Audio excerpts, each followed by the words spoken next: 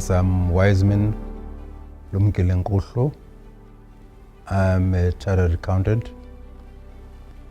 I qualified in the late 70s.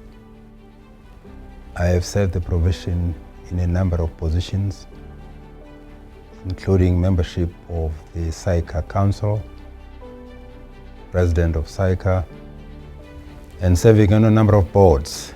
And more recently, I'm chairman of KPMG South Africa.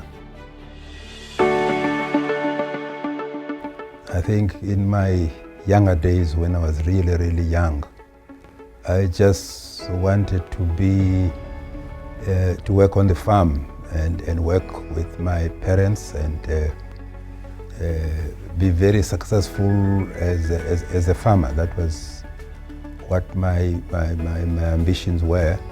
But later on, when I went to school, went to secondary schools, they evolved, and later I had dreams to become, an economist. Later on, I became more focused on this chartered accountancy profession, and the rest is history, as they say. At Fort Hare, when I was doing my second year, that this idea became very clear to me, that this profession is very special. Therefore, it was about that time that I decided that possibly accounting is more important than economics. And I decided to focus on becoming a chartered accountant. And of course, by that stage, I had also become aware that there were no black Africans who were chartered accountants. And that became a big challenge, but at the same time, an inspiration to achieve something that will be very special. It gave me a lot of energy and determination, and to do that. When finally I wrote the exams and the results came out that I had passed, I was really overwhelmed. I felt very proud, and of course the big question was, what next? And then that what next, I'm still busy with it even today.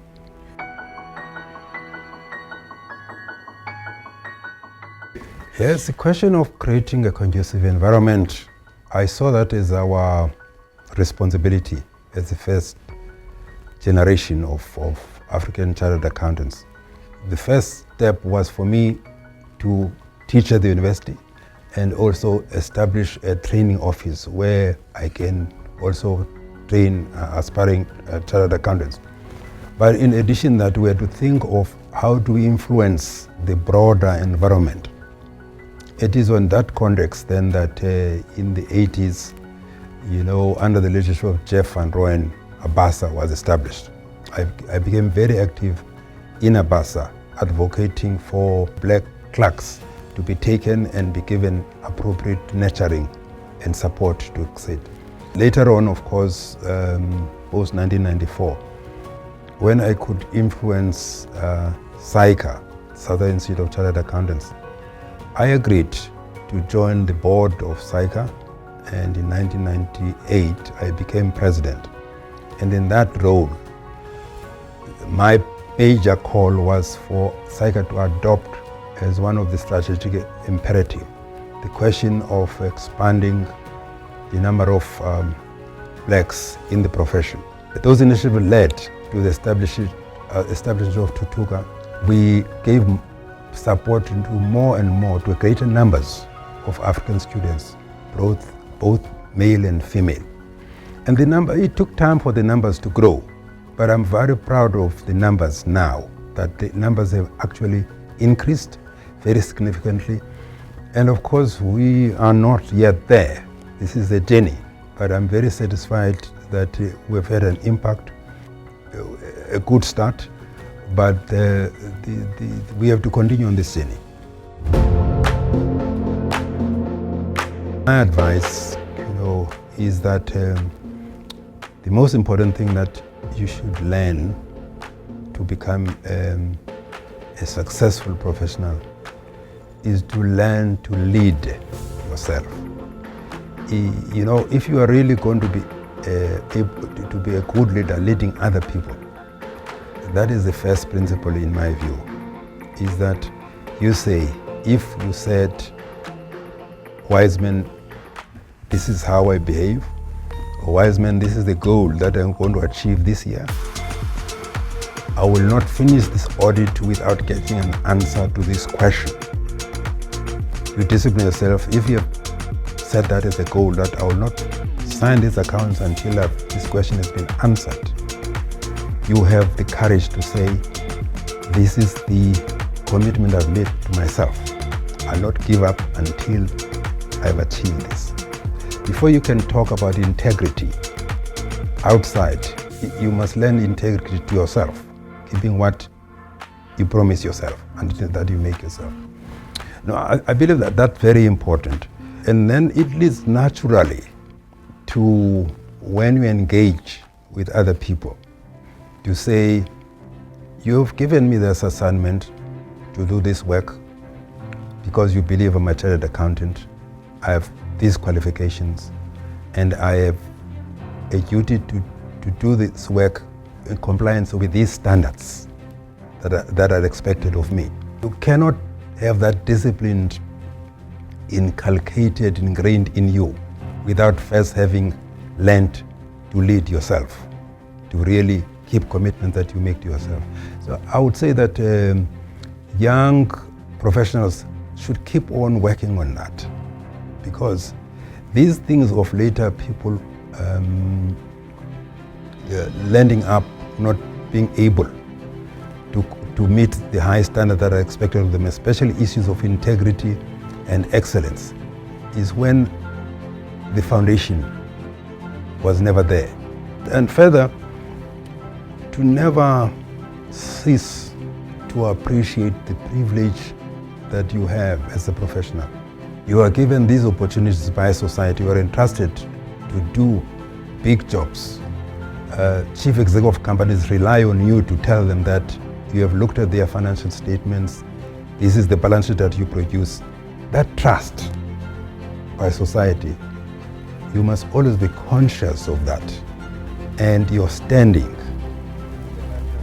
depends on whether you continue to meet those standards.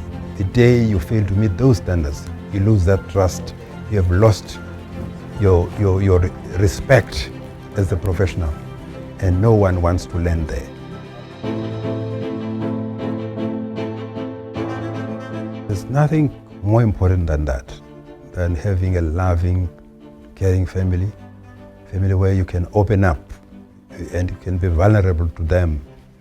There have been times as a professional when you get into a situation, you find that people that you have trusted with working for years, they are failing to meet the standards of integrity, of independence that is expected, the way that you understand them.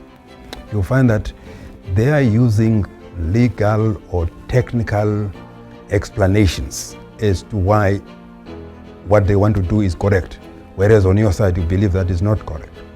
There's nothing more painful than that. You feel lonely.